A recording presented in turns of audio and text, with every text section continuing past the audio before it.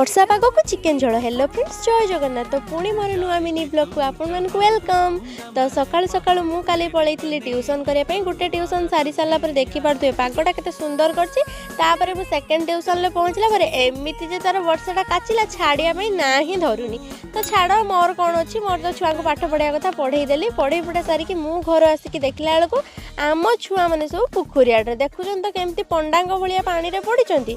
माछ से माने खाउ नाहंती जेतिके सेतिके धरिया पई सेमानकर केते खुशी देखुछन। तो पूरा तांगो मन पूरा खुशी हेउची आ देखुदिया सोकर माछ धरचन छुआ माने। आम छुआ को जर तथापि से चूर उठे एटी पाणलो पड़ची। ता भितर मु गाधेकी पळै आसली ठाकुर घर को, काना मम्मी पूजा कर सारतला। मु एटी ठाकुर को प्रणाम करिकी चंदन लगेकी पळैथिली खाया पई। तो देखि पारथुबे मु एपटे बसाले खाया पई आज मुढ़ी सहित माछ फ्राए, ता सहित मिक्सचर आ पियाज। जेहेतु काली थिला रविवार सेति आ मुढ़ी तो मोर ऑल टाइम फेवरेट। भात नदेले चलिबो किंतु मुढ़ी दिने न खाइले चलिबोनी। तो ता भितर मु खाया भितर मम्मी एटी तार बसी पड़तला कानिका खाया पई। मम्मी कानिका खाउतला, तापरे मु पळैथिली टिके चिकेन आनिया पई। वर्षा पाग को टिके चिकेन न हेले कोन हबो ना।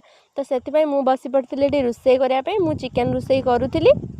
तापर आमर चिकेन कषा हो गला पर आम समस्त चिकेन कषा भी खोलिकी खाइलु।